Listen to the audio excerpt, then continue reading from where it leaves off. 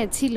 আমার মনে হয় একটু ইসলাম ভীতি ছিল। আমি ভাবতাম অনেক কিছু ঘটছে, যেমন ইরাক যুদ্ধ বা এমন কিছু। আর আমার মনে হয় আমি বেশ ভয় পেতাম যখন শুনতাম আল্লাহু আকবার শব্দটা, আমার ভয়ই লাগতো।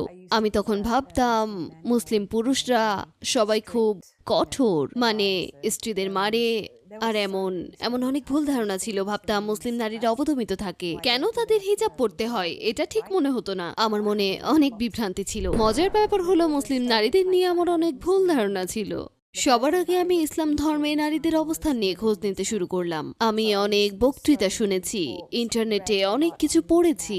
দারুসালাম থেকে প্রকাশিত একটা বই, the great women of Islam, যেটা অসাধারণ একটা বই। আমার মনে হতো ইসলামে নারীরা অবদমিত। তারপর যখন এ সম্পর্কে পড়তে শুরু করলাম তখন বুঝলাম না, সমাজই নারীদের দমন করে এবং ইসলাম মূলত বেশ আধুনিক। সত্যি বলতে এটা এতটাই আধুনিক যে আমরা সমাজের মানুষ হিসেবে এখনো তাল মেলাতে পারছি না ইসলামের সঙ্গে। আর ইনশাআল্লাহ এটা শক্তিশালী হয়ে ফিরবে, কারণ এখন আমরা বেশ সমস্যায় পড়ছি লিঙ্গভিত্তিক ভূমিকা আর লিঙ্গ পরিচয় নিয়ে।